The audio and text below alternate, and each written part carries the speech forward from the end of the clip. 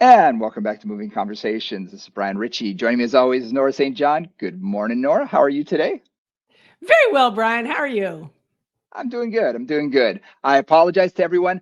Froggy throat. It is incredibly cold on the East Coast, and the dryness. When you walk into a room and look at the humidistat and see it in the single digits, you know Oh, it's dry. oh Yeah. boy. I've got humidifiers going in every room, and we can't get above 15 or 16%. So it's affected my throat. So if I sound a little froggy, you know what's up. Hopefully, I won't lose my voice. That's all I hope for. So yeah, but other than that, everything's going good. How about you? Good, good. It's spring is springing. It's almost going to be almost 70, I think, in the next couple of days. So, I'm in California. So, yeah, it's Yeah, springy. yeah. Oh, it is right now. I'm looking at my watch. It is, oh, we made it to 32. We're at freezing right now. So we're at 32, but the wind Woohoo. chill is 21. So yeah, it's a little chilly here.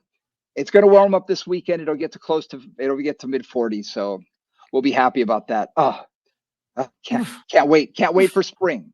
Can't wait Can't for wait for spring. spring. Uh, well, we had a wonderful discussion last time, you and I, about LGP1s, and we did a little bit of an update on that. And if you haven't listened to it, please go back. It's in our history. It happened a week or two ago. And we thought GLP, we, Brian, GLP. You're getting a little yeah. LGP there. Oh, I say LGP? Sorry, GLP1. Oh, There man, we go. Get our acronyms. that's You much can better. get our three-letter acronyms together. I'm telling you, man. Oh, I need to get a little more sleep, don't I? All right. So, yes, we did our GLP-1 episode, an update. And what came up was sarcopenia. A couple of times we started talking Yeah. about that because that's the big thing that we saw as a major side effect of taking these drugs. And so we thought, you know what? We haven't really discussed that in depth. So why don't we jump into that and discuss it? And keeping in mind now, we are fitness professionals. We are not physicians. We're not nutritionists. We're not on that side of things. We are secondary, in the medical field. We're not primary. Yes. Yes. Yes. So we're going to stay in our lane. The things that we're going to recommend are things that are general recommendations and also based on all of the studies that we've been reading and things like that. So just wanted to go and say we are going to stay in our lane and go with our scope of practice so everybody realizes that. But before we get started on that, do us a favor, hit the like and subscribe button. We really appreciate it on the platform of your choice. Hit the like, subscribe, comment, share, do all of those things. We really appreciate it. Also, Instagram, Moving Convos. Check us out there and Moving Conversations on Facebook. Movingconvos@gmail.com is the best way to get in touch with us. And we'd really appreciate it. All right. You ready to dive into sarcopenia? I am ready. All right. So Let's do the it. first the first thing we were thinking about was, what is sarcopenia? So let's just Yeah. define it, and also contrast it with muscle atrophy. So sarcopenia is actual loss of muscle fibers. So Yep. it's like you have. It's not just loss of muscle activation or the strength or size of the muscle fibers. It's actual loss of muscle fibers. Muscle atrophy is like you still got the same number of fibers. They're just not doing as much, Yep. right? So sarcopenia is a little more serious, a little harder to recover from, and something that can have over time long-term negative impacts in terms of function and ability to do everyday life. So those are kind of sarcopenia and muscle atrophy, and we want to focus a lot more on sarcopenia in this particular episode. When we talk about hypertrophy or sarcopenia, keep one thing in mind. We cannot gain after a certain age. You do not gain additional muscle fibers. What you got is what you got. They get bigger, they get smaller. Right, And that's what we're talking right. about with atrophy and hypertrophy, is we're talking about enlarging or shrinking of that. And some of that is natural with age. We're going to lose some muscle as we age. But sarcopenia is definitely the loss of muscle fibers. And when they're gone, they're gone. A lot of times they're very, very difficult to reestablish those. So just keep that in mind. Sarcopenia can be something that's a lot more serious and something we really have to take into account, especially with our older population and now these people on the GLP-1s. So we talked about last time to bring that back was we talked about how with GLP-1s, if you lose a lot of fat, particularly quickly, you lose a lot of weight, I should say, you lose both Wait, fat and muscle at the same time, and you actually lose muscle fibers. So in either case, like whether it's GLP-1s or whether it's age, so age-related sarcopenia, there's not a lot of really good research when I was reading on it. It's like 8 to 15% of the population has some version of it. It gets worse as you get older. And they were talking about fairly serious situations where you can't get up, you can't get off the floor, you yep, can't get out of a chair, more serious loss of muscle strength. yep, But sarcopenia with weight loss is different because that can happen in a much younger population. yep, And in reading about it, I think both of us were like, whoa, it can take a long time to get that strength back. yep, yep. And what's interesting is if you think about it, people who take the GLP-1s, and I'm going to make a gross generalization, okay? But a lot of those people are not people who are going to feel comfortable in gyms. They're not necessarily people who have been fitness freaks their whole life. So weightlifting may not be part of their lifestyle before they started taking the drugs, in Right. general. And I think I told you that there are groups and whatnot online, on Facebook and things like that, when they'll literally say, "What can I do besides exercise? What can I do besides exercise to lose more weight? I've lost a lot, but now I want to lose more. What can I do besides exercise?" They don't want to. Exercise is Right. boring. Let's face it. We love it because we're in this field, Because we're but nerds. not every. That's what we love. Yeah, Yeah. we love this weird stuff. We love to move our bodies, but a lot of people don't. And when we talk about people who are obese, a lot of them aren't exercising as much as they should. Some are. Some are very healthy, even though they're larger. But a gross generalization, a lot of them don't put exercise to the forefront of their lifestyle. And we're going to see that with the GLP-1s, but we're also going to see that in the elderly population. Less than 9% of people over the age of 70 or 75 lift weights at all. 9%, that's very small amount of people. So you can see why these are two groups. If they're not exercising and they're losing weight, and as we age, they say we lose anywhere from, a pound of muscle per year for men. I think in a decade, anywhere from 1 to 5 or 6 pounds of muscle mass over the age of 50. And for women, it's about 3% ish per decade of loss over the age of like 50 to 60, 65. So when you see that, that's a natural progression as we age. You're going to have some reduction in muscle mass. And again, that's atrophy. This is a specific type of atrophy. So when we see sarcopenia, you can often see they get physically smaller, Yeah. and you can literally see it. And I remember the first time I saw this, a quick story, I was at the University of Hawaii and I was working in the fitness industry. But I was also going to the basketball games, and the student section was literally right next to the band. And the band director and us became somewhat friends. We were so close, we were kind of part of the band. We'd bring out kazoos and we'd, join in and things. And, didn't even know her name, but, always said hi, very friendly. Well, season finished, before the next season, she came to me professionally, and I recognized her. She recognized me, but I only recognized her a little bit because she had lost about 75 pounds. Oof. She had become emaciated. She was about 85 to 90 pounds, Whoa. and she had lost almost all muscle mass. I Whoa. mean, she was one of these people that you would call, I hate to use the term, but sort of a thin fat person. She had a relatively high body fat percentage for her size. She was close to 30% body fat, but she had lost a lot of muscle. And again, hers was also eating disorder. So putting that aside, when I saw how emaciated she was, it was actually very scary. And that was one of the first times that I actually saw in person what it was like for someone to lose weight so rapidly. because she lost it in a 6-month period or something. It was very, very Wow. radical. And she became, I mean, she could barely get out of a chair. And this is a woman who was in her 30s and she could barely get out of a chair. She could barely do anything. She'd lost that much muscle. So it can happen when you lose a lot of weight in a relatively short amount of time. It can happen. Yowza. That's quite a Yeah. story. Yeah. Um, and you know, I've been talking to a number of my instructors and friends and stuff about the GLP-1s and that kind of thing. And one of them came up to me. She didn't even know I'd been talking about it on this show yet because it hasn't come out yet.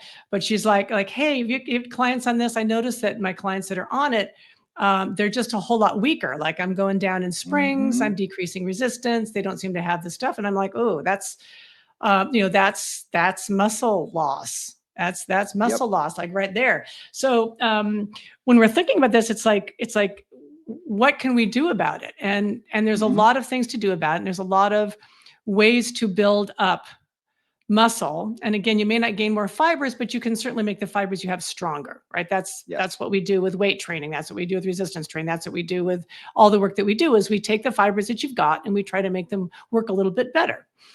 So that's certainly something we can always do. But just a reminder too, something we say a lot on this show that just atrophy, for example. So, being immobilized for 3 weeks.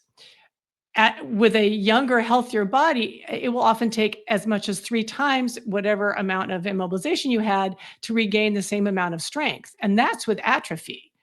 Yeah. With sarcopenia, that can be worse because you've actually lost that many fibers. So with all these situations, it's like you've got to really look at kind of a long time horizon. Whether it's a weight loss situation, whether it's like a post-surgery situation, whether it's a pathological situation where they lose a lot of weight or muscle mass for some other reason, or whether they're just old. Like in all those circumstances, kind of look at a year at a time. Like, okay, over this year, we're going to try to increase these skills this much, and then the next year, we're going to try to keep working on them this much. Like it's really it's not what most people want in terms of exercise. They don't want to look at the long picture. Most people say, what can I do in 3 weeks that'll get me like everything I need? Like, it's not going to work that way. Something else to think about, and I want to break this into 2 different parts and discuss it this way. You have clients who are on the GLP-1s. There's preventative loss. How do we prevent them from losing the muscle that they have? So there's a preventative. We're also going to have those people who are either older adults who come to us who need to gain more muscle, who have been diagnosed with sarcopenia, or maybe a client, a brand new client who's been on GLP-1s for the last a year or so and has lost 50 or 60 pounds and they're experiencing a lot of, so we need to think about things from those 2 standpoints, because if you have an existing client, you want to prevent as much of that loss as possible. And I think that's important for anybody who is losing weight, either with or without the help of medication. Because if they're trying to lose weight and let's say they were eating 4,000 calories a day and they go down to 1,800 calories a day, well, guess what? They're going to have a rapid weight loss, probably. They're going to lose fairly quickly. And guess what? It's our job to help them not lose muscle as much. Some of it is going to happen, but it's our job to really prevent that, and especially with people who are on these newer medications. One of the things that I was looking at too, which was, well, I don't know, this whole thing is slightly disturbing, to be honest with you, was that there's, when people have sarcopenia and obesity, it really increases the likelihood of all kinds of disability. All of them. Yep. Right. So if you have somebody, for example, who is obese, who goes on a GLP-1, who then, loses a lot of weight, but maybe they're still obese, they just lost a lot of weight, and they've got sarcopenia now and obesity, that just makes it much harder for them oftentimes to regain, even harder to regain the strength to be able to do sort of daily function. So this is not a pleasant topic in a way, but it's also real. And when I'm thinking about a lot of my older clients, one of the things that they use as a test, and these are just good things for you to kind of know, like you may or may not use these tests, but one is like the get up and go test. Like how long does it take somebody to get up from a chair, walk 10 feet or whatever, walk across the room, come back and sit down. What is somebody's normal walking pace? Can somebody get up and down from a chair without using their arms? How many times in like a minute? Like these are just a variety of different tests that kind of are a very, very gross, very rough gauge of their actual kind of functional capabilities and strength. And there's all kinds of, I mean, those are useful because you can look on charts and see what that means in terms of where they are on a gradient of strength. Yeah, and that has been used. That test has been used in seniors for decades and decades, which is great. It's a wonderful way to look at how much muscle that someone has lost, or strength in general, how much strength. The three that physicians are starting to use now for diagnosis of sarcopenia, it looks like, is hand grip strength. So they're using a dynamometer. So they're looking at hand grip strength because that's showing that a lack of or a loss of strength there is transferred throughout the body, obviously. So you don't have as much strength there, you're probably not going to have as much strength elsewhere. So there's that. There's, gait speed, which the get up and go really does show, as well as the stand and sit. Those three are things that don't require that much. I mean, yes, grip strength, you need a dynamometer, but that's like $30. But the other two, you need a chair. You need a distance of a hallway. I mean, those maybe things. A stopwatch. and at a timer, everybody's phone has that.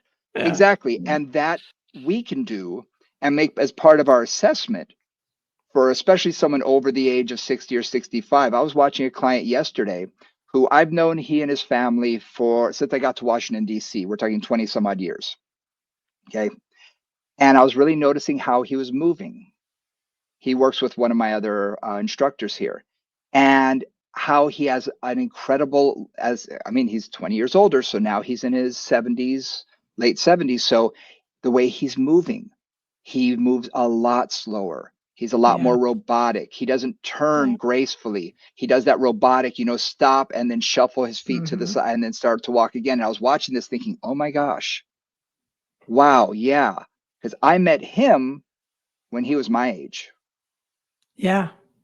And I'm looking at that and thinking, yeah, no, I'm not looking in the mirror here. I'm not looking at the future. I need to keep my body moving because attorney, a lot of desk work, didn't exercise as much. That can happen.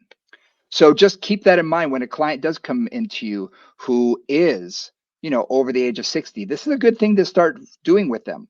Test them. How many times can they get up and down out of a chair? How fast can they walk the hall comfortably? And put something at the end of the hall and make them go around it and come back. How do they turn around it? Are they graceful, or is that a sticking point? Small things like that, believe it or not, are huge, and they're huge indicators for us. And they're measurable, which is nice because we can actually have something quantitative that we can say, look, 6 weeks ago, you did this. Now you're doing this. So we can show improvement. Or if we see a lack of improvement, we can say what's wrong, what's going on, and adjust along the way. Exactly. So for you guys out there, we're working with these clients of whatever kind, whether it's age-related sarcopenia or whether it's weight loss-related sarcopenia. It's like, get them moving, right? Yep. And one thing that I say a lot, especially for people in the Pilates studio, is we need to keep increasing resistance, or at least adjusting resistance, or adjusting the challenge of the exercises. In a weightlifting environment, it's a lot easier. Like, I do 5 pounds this week, I do 7.5 pounds next week. Like, that's an easier measure. In Pilates, it's harder. Like, yes, you can add more springs, which to a certain extent that will do something. If you're doing footwork on more springs, that will be more work going on there.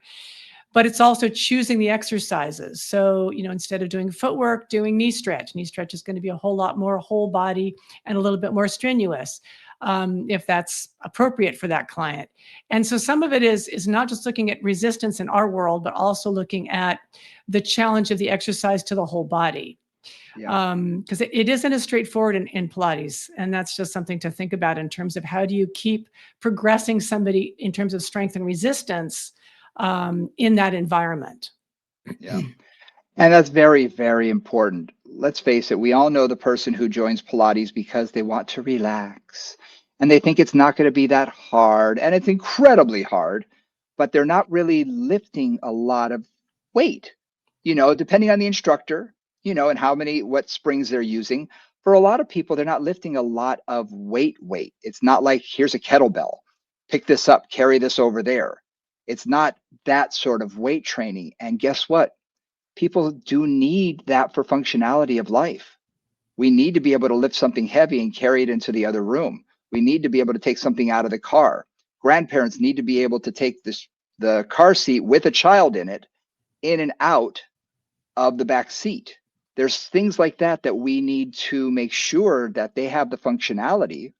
So adding that in, no matter what you're teaching, even if you're doing yoga, even if you're doing whatever you're teaching, adding that Yeah. component in is very important. Yeah, one of the things that I tend to do in my reformer classes, particularly, is I start standing and I end standing. Nice. And I started doing that because for a long time I didn't. I would, people would come in, we do a little bit of a warm up, something, and then we, lie down and do footwork. And what I realized was, and this was actually when I started teaching Coraline, which is an upright exercise, you're basically standing and moving, was all those things that looked great lying down and seated and side lying and all the positions you're on the reformer, they went to upright, and it was not translating to standing. It was not necessarily translating to that. So, I just have them doing, and I have them doing dumb things. Like I'll have them do basically sit to stand. Either if they're deconditioned, I'll have them do it just on the foot bar. So they just I call them touch and goes, butt down, stand up, butt down, stand up. If they're a little stronger, then they do it on the 14-inch reformer, right? All the way down, all the way up, all the way down, all the way up. And we start and we end with those for all of my clients who are of that age, or even approaching that age. Honestly, I tried to start that in like the 50s because I know these guys are going to need more as they get older. And I also have really encouraged a lot of my clients, like my long-term Pilates clients, who have really accommodated, like their bodies can tolerate everything in the Pilates environment without much strain. That kind of says they're not getting more muscle building. If they can do like a full workout and really not be sore and really not feel like gentle effort, but not a lot of effort, then I'll say, hey, we need to send you off to my friend Brian or whoever I've got in the other room to do some weight training, and encourage them to take that to another level and really get a little bit sore, get a little bit more effort going through the limbs and through the body. Because I think that's really important in terms of understanding where they are and how you can keep moving them ahead. And there doesn't have to be an either or. We're complementary services. Yeah. They should dovetail into one another, because there's a lot of things that you can do in a Pilates environment that you can't really do in the fitness environment, and vice versa. And they're not designed for that. So I have every single client squat. That is something I work toward, because I've told you this story before. I had a professor who said, squatting is the worst exercise you can possibly do with an older person. And I raised my hand and I said, how do you get him off the toilet? And you could just see he stuttered and just stopped. And you can see he thought about it. He said, you know what? That might be the best exercise, the most functional exercise you can teach him. And I said, yeah, we need to be able to get out of a chair. We need to be able to get out of the car, off the toilet. I've had clients stuck on the toilet before, and it's unbelievably embarrassing. Some houses have really low toilets to the ground, some higher ones. You get used to the high ones, you sit on a low one, and suddenly you're like, uh-oh, what am I going to do now? It's embarrassing. Nobody wants to go, help, from the bathroom. Exactly. It's not a good day. That's not a good day for you. So I have every one of them squat with different foot stances. Squat, box squats, which is basically touch down your butt to a different height, object, and stand up again. I'll have them do one-legged, where I'll take my high-low table or a high box and I'll take it up high so that they're only squatting, maybe 8 inches. It's not much. It's a small squat. No, it's just a little they're something. Able to go down and up on one foot. So that shows a lot more stability of the hip and the knee and the ankle and everything else. It's a great way to introduce a little bit of stability work, a little bit of balance work, but we're working on strengthening. And again, that is so important. And I hear from, I can't tell you how many of them say it transfers into activities of daily life.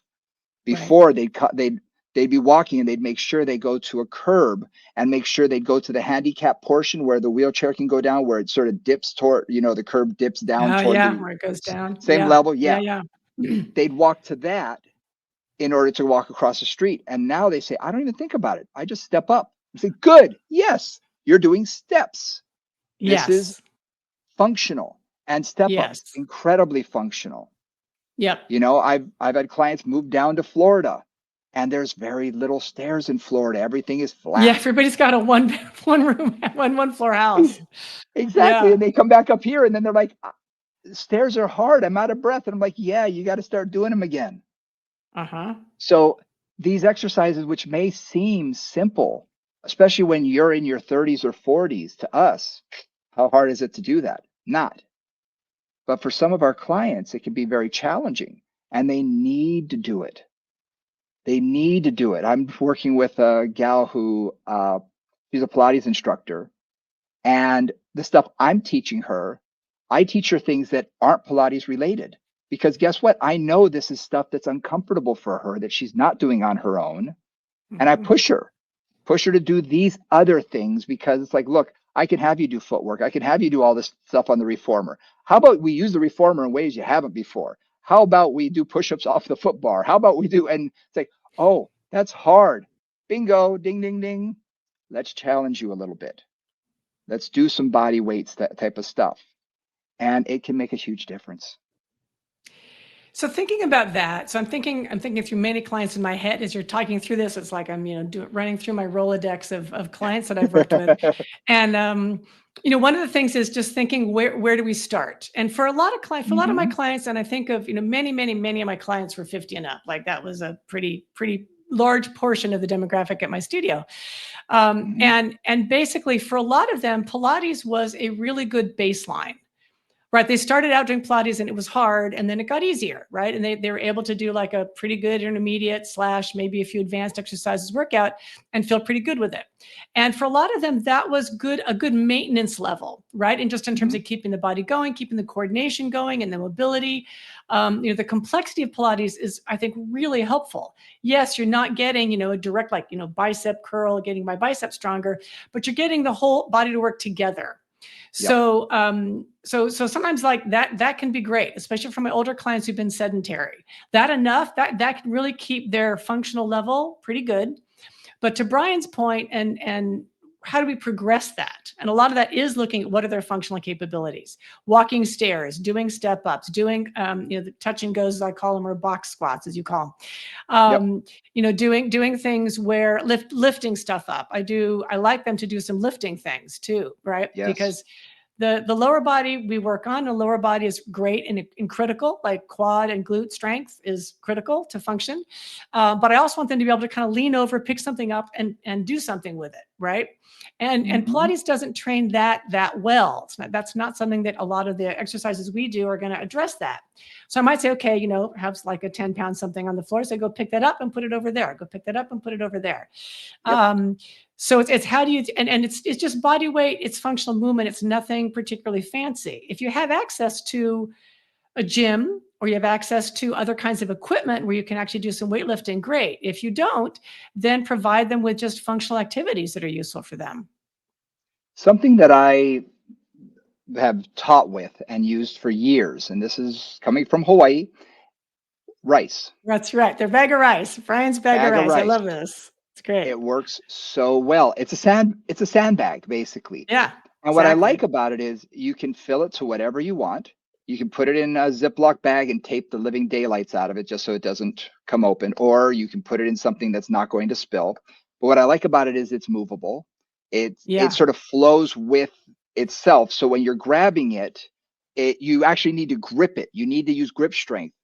I find Mm-hmm. that with dumbbells and handles, people aren't really gripping it that hard. They're sort of loose gripping things as they're holding. And while Because they're they don't getting have some to. forearm strength, they don't have to. Yeah.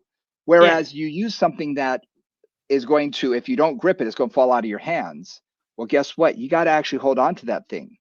Sand bells are wonderful for that because they're filled with sand, right? I just use rice because cheap and easy. It's an easy way to add something in that you have to have them hold on to and grip And like you said, find different weights, pick it up, move it across the room, put it down, go back, grab another one, and you do it. And then when you're there, yeah, bring it on back. I have a hallway outside. I have them do the hallway. I'll say, okay, walk over there, put it down. Now grab that other thing and bring it back over here. Now grab this and go back over there. And it's teaching them how to use their body in space, but it's Yeah. also getting them to be able to stabilize, hold something that may be an awkward size, an awkward shape, because that's so important. Because if everything is shaped like a kettlebell and it's very close and dense and you can hold it close to your body, it's a whole lot different than a big, huge medicine ball. I don't know if you remember these things. They're called ballast balls, and Bosu put them out Yeah. years and years ago. 9 pounds of sand was in them. They eventually reduced that to, I think, 1.5 pounds. But the 9-pound ones were actually really beneficial because they were heavy and they're so big. And as you move it, the sand moved, and all of a sudden you have this unstable thing. Now they do things with water as well, which works great. The Surge, it's like a Viper with water inside. It's great because, again, it's unstable. You have to adjust your body as you're holding it, and you can adjust the level of water. You can do it with water jugs. There's a lot of cheap ways to do this, and it works really well. It works great for strength building, grip strength, which, like I say, you really need to work on as we get older, because that's something that we lose, but also being able to carry, to move, to actually do work. A lot of people lose that. And I want to just add on to that, because I am now the proud great aunt of like 6 little ones, six down to pretty much newborn at this point. And man, you try to pick up a squirming 18-month-old, that's a dynamic load, just as let's take the female side of things, right? Just like the grandma side of things. And if you've got an older woman or older man, but older woman I think of a lot, who's taking care of a grandchild, like they've got a squirming dynamic load in their hands. And they've got to have a good grip on it, because they can be wiggly little slippery things. And I just, I think about that every time because, they run up to me and jump on me basically. And I like pick them up and we play with stuff. And it's like, that's a very dynamic load. And so, like the sand bell or the Viper, or even a water bottle that will, the sand, the water will move to one end or the other, creating a more dynamic load, are all really just useful, simple ways to get some of the body's ability to manage unpredictable things and dynamic loads, which is what a lot of the world is about. We aren't always lifting something like a kettlebell. It weighs this much. I can hold on to it here. I put it there. Like, that's great and that's fabulous, but there's a lot of things that are not like that in real life that we need to lift. I mean, even a wiggly grocery bag, sometimes it's like it shifts and it wobbles and it wiggles around. So, yep. Something else to think about, and you're experiencing this. When the babies are young, the children are young, they're growing rapidly. So grandma might see them every 3 months, it's 4, progressive 5, weight. 6 months. Yeah. Well, that's just it, is that kid can double in size in a Yep. short amount of time. And so you really need to keep that in mind, that parents are lifting the same weight every day because they're growing, but they're growing in very small increments. We're talking about, 1/4 pound per day or per week or whatever it is. Yeah. But to someone who doesn't see the child every day, it suddenly becomes a lot harder. And if you haven't seen the child for a year and suddenly they go from 3 years old to 4 years old, that can be a huge difference. And now the kid still wants to be carried, and you're thinking, you're a giant. How am I supposed to carry you? Exactly. Yes. And you're wiggly, you're squirmy, and you're moving around. So it's something to think about when you're working with these clients, that you want something that has that dynamic load. It makes a difference. And to change the load up. Don't continue to do the same weight each week. I think we get very stagnant when we have the same client over and over and over again, week after week after week. Sometimes the weights, they go to a certain point and then they level off. Well, when they level off, you got to change something up. Unilateral, change the direction, change the type of weight, change something, because if not, they're going to get efficient at it and they may not gain a whole lot more strength very quickly like they did at the beginning. So we got to jazz it up a little bit and add some variety. Yeah. And that's where creativity comes into play, just variety. It can be the same thing they've been doing, even with the same weight, different movement pattern, right? Different number of reps, different way to do it, different time in the routine. A couple Yep. of things I want to mention was you talked about grip strength, and I want to bring this up because this is one of my kind of Pilates pet peeves, if you will. In Pilates, I often find that people use they don't grip on, for example, to the foot bar. So if they're doing like a plank, so this would be, feet on the shoulder Yeah. rest, hands on the foot bar. They usually have almost an open palm. So I'm using my mic as a visual, right? So like an open palm, and they're just kind of pressing all the pressure down onto their wrists. And there've been a lot of explanations for why this has come about. But in working with a lot of my clients, this happened years and years ago when I was teaching a reformer class to a bunch of IT people, basically. And they were all getting, elbow tendonitis because of the work that they do of various kinds. And I was like, okay, so I want you to change one thing. I'm going to have you grip that foot bar, and not necessarily with the thumb on the backside, but just grip that foot bar. So if we're doing a plank or we're doing something else, long stretch or whatever, grip that foot bar. Yep. Or knee stretch or whatever. I grip it, like wrap it around, and almost imagine you're gripping it and almost trying to pull it up. You're not, because foot bars aren't always stable. So really adding that in, even when they're holding onto a bar to do like short box abdominals or on the trap table, like grip onto that bar. Don't just kind of give a half-assed sort of semi-connected feeling. And that made a huge difference. Honestly, within about a month, almost all their elbow tendonitis is cleared up. And a lot of just their forearm tendonitis is just because they got stronger in their grip strength. So Yeah. that's just a simple little thing I wanted to mention.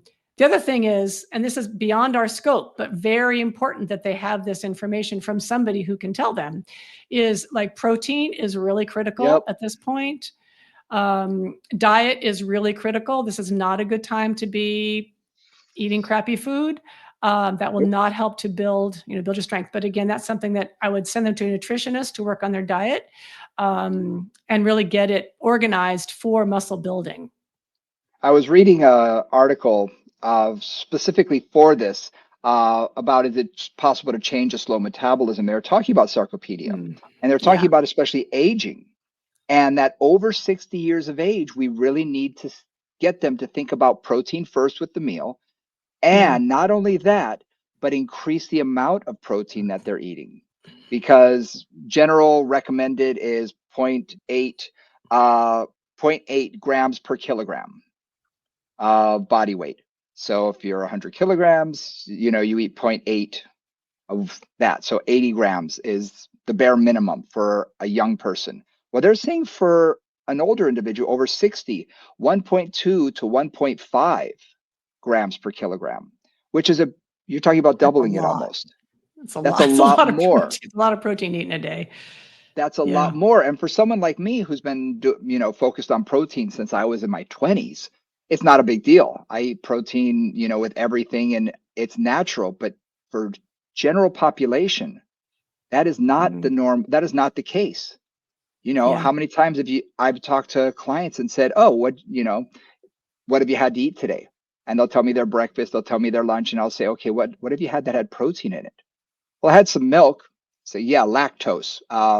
Oats, that's a carbohydrate. How about more protein, pure, real, unadulterated protein? And you can see that they may not even know what a protein necessarily is.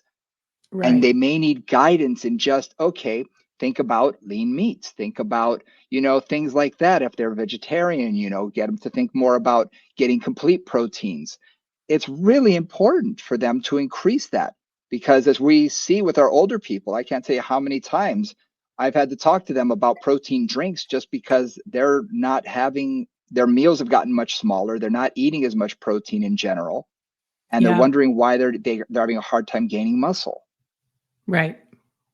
So that's something that we can suggest. I mean, the literature's out there, and these are now recommended, This is allowances. pretty And clear. this is really clear. There's data Yeah. that says here's where they should be. And, Yeah. again, 100 kilogram, that's a 200-pound person, they need to be taking in 120 to 150 grams of protein. So you need to start getting them to think about that and spread out, not just having a huge steak for dinner. Having it Right. spread out Exactly. through the And then day. going to sleep on it. Yeah. Exactly. Yeah. So no, And that's protein's very again, important. Very important, and it's not necessarily part of our scope, but it is something you can certainly suggest. And then if Yeah. they don't know what to do about that, the biggest challenge I've had is, I mean, I'm in California, I'm in the Bay Area, and particularly when I was younger, and when some of my clients were younger, I'd run into a lot of vegans, and these were vegans who were basically eating a lot of carbs. like when you talk Yep. to them about their diet, it was kind of like grains, a couple of beans, grains, and beans, and maybe some vegetables along in there. And they really were protein deficient, Yep. which isn't always the case. Not every vegan is like that. A lot of them are very, very good about it, but this was, in 20s and 30s, and they're young and they can kind of manage whatever they need to manage. But that doesn't always work as somebody gets older, because there really is a lot of good research that says more protein is better as we age. Just helps keep our muscles going. So just Yeah. something to think about there. And all those things, diet and nutrition, I find, can often be a real sticking point in discussing any of that with clients. So I'm always very, very delicate in my discussions with them, Yep. because I know I'm not a nutritionist, and everybody's got very firm beliefs. That's the other thing, is Yes. you're running into, when I talk about diet, I run into a lot of various versions of dogma that are, they are what they are. Belief systems are what they are. You can't always change somebody's belief system about something. But I can certainly just say, hey, the research seems to suggest this is a better idea. So you might want to think about it. It's funny. I was two people. One, I was listening to a podcast, and the person who was the host of the podcast was saying that he was a vegan for 20 some odd years, complete vegan, 20, 25 years. And he was just feeling lousy. He just was, he had low energy. He was really overweight, and he could not figure out what was going on. And someone, a physician, basically said, knock it off, go and have some chicken, go and have some meat. And he was doing it for other reasons, but he said, I'll try anything. He would rather take a pill than make those changes, but he said, fine, I'll try it. He said, I've never felt as good as I did when I started adding in proteins again. And again, when you're doing it when you're in your 20s, it's a different story than when you're in your 50s.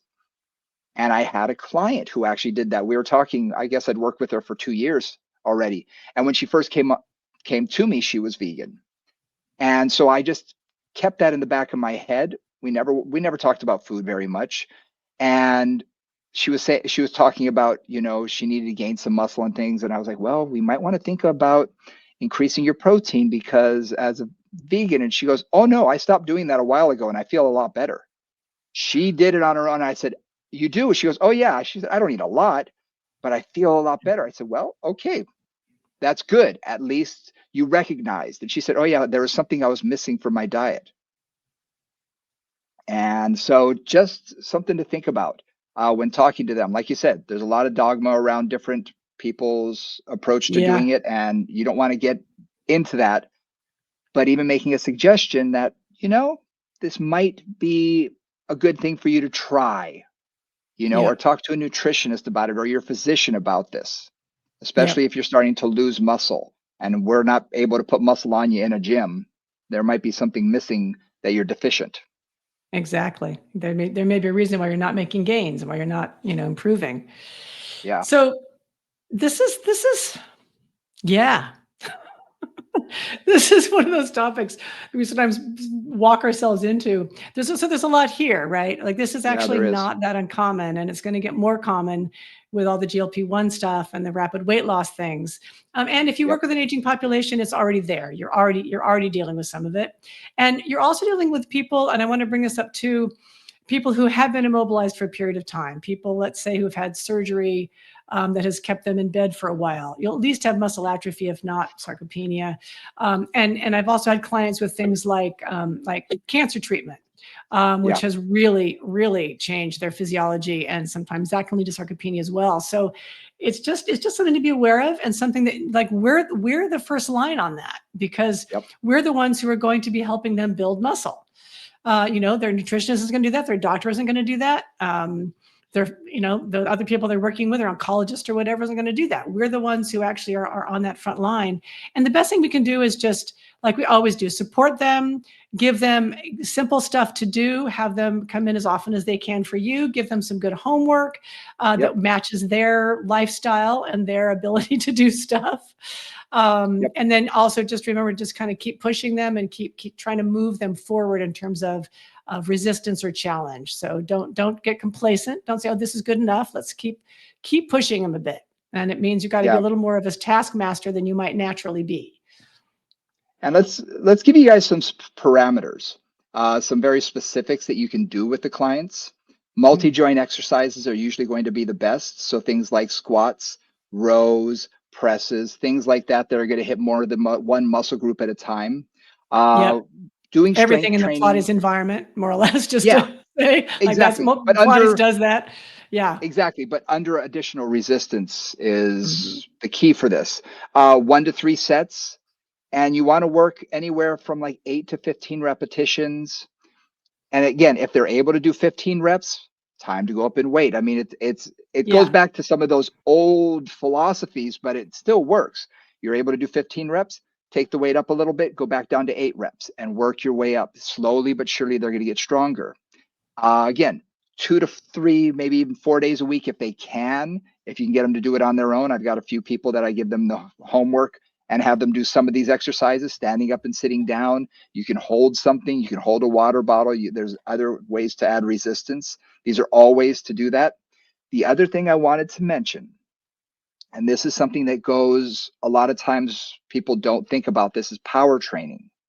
Now, I'm not Mm. talking about going out there and lifting, trying to get them to, go to Olympic gym or do CrossFit or any of that. We're talking about speed. We're talking about adding some speed to something like standing up and sitting down. So they sit down regularly, but stand up quickly. So they're working more on speed because guess what? I learned this a long time ago. I worked with a woman. Her name was Mrs. Ritchie. No relation to me.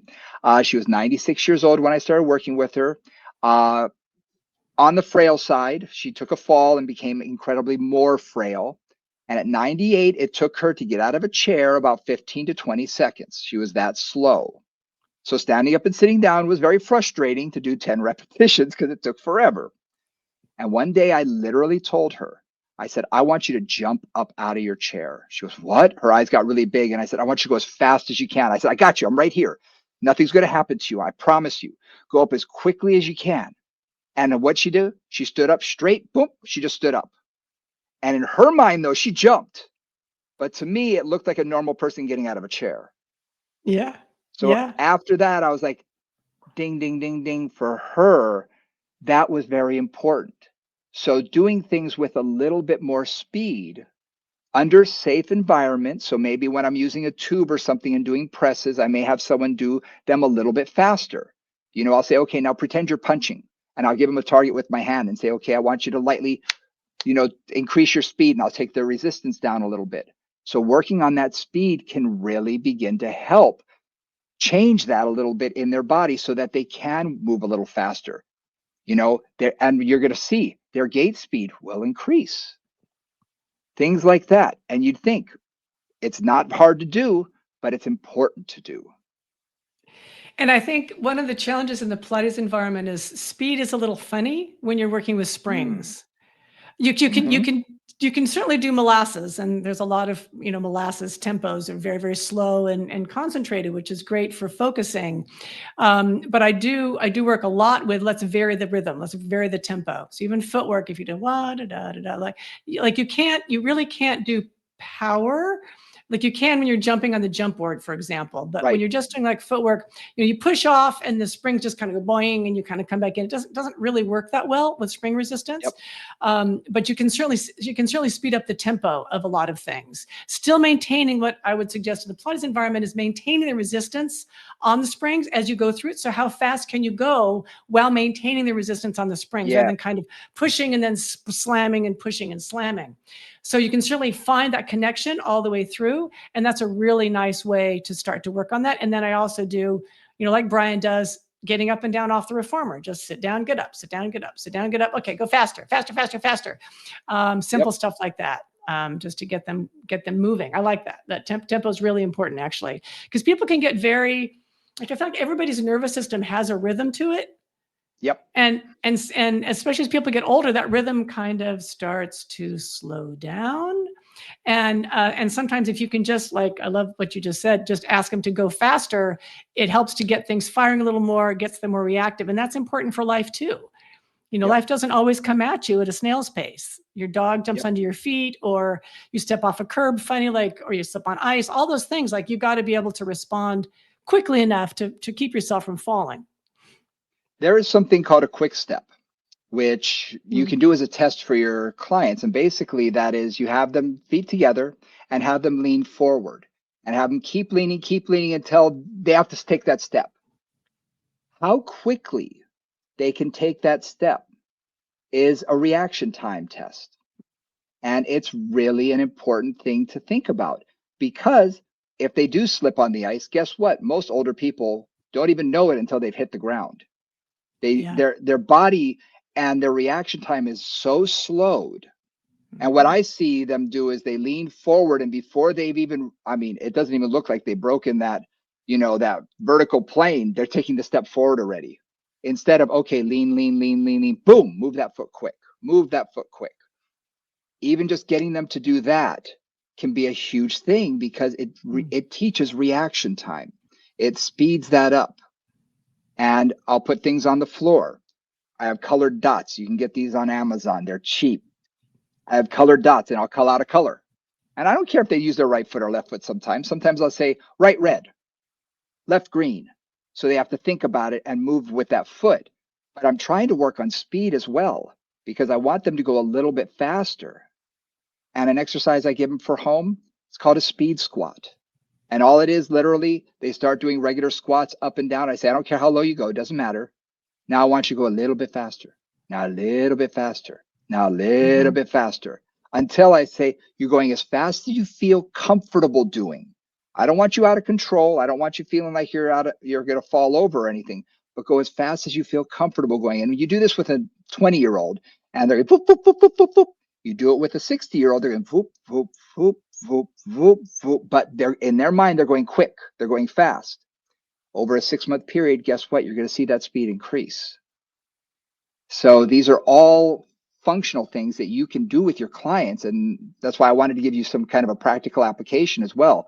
Here are some activities that you can give to your clients that work really well for teaching them those things, for getting them to be more powerful. Because again, reaction time, slipping on ice is a huge one. Or Yeah. just, falling in general. How many of us have just leaned, funny, and all of a sudden you're like, whoa, and you have to take that step to the side to catch yourself. Well, if you don't have that quick reaction time, you're on the ground. So that's something to think about. Teaching that power and that speed and that quickness really can be beneficial for fall prevention. Yep. Absolutely. So there's our, I think are we wrapping? Yeah. I feel like we're I think we're wrapping. wrapping it up. So it feels like it. No, this is good. This is good. I think we covered a lot of things, and I think we gave a lot of practical application as well, whether Mhm. they are on GLP-1s, whether they do have a client who's lost a lot of weight, or they have an older client, and this is either preventative or trying to get that strength and that muscle back. These are all great things that they can do on a regular basis with these clients. Yeah, exactly. Pretty simple, pretty easy to do. Don't require a lot of fancy equipment. No. Pilates environment. Don't forget standing is my major thing in the Pilates environment. Don't forget some squats and some other things. Make sure that Yep. you're taking all that beautiful work you're doing and transferring it to standing, and to Yep. functional moves, because that's sometimes a weak spot for us in Pilates, and I want to make sure that things are translating. Yep. Yep. Well, good. I think we hit all the points we wanted to cover. We appreciate every one of you for listening this week. Really do appreciate it. And you can always check us out at Moving Combos on Instagram. We put a lot of videos and things on there, so check it out. We have our Anatominis. We also have our Moving Conversations sort of live version, so to speak, where we'll cover some of the exercises that we may have talked about in some of the podcasts. So you can go back in the archives and check that out as well. If there's something that interests you about a certain body part or something that we've covered, check it out in the archives. And do hit that like and subscribe button. We really appreciate it. Every comment, every share that you give us, we really appreciate it. It comes in handy for those algorithms. You can always reach us at movingcombos@gmail.com. That's the best way to get in touch with us. And for Nora St. John and Brian Ritchie, we'll see you next week. Bye, guys.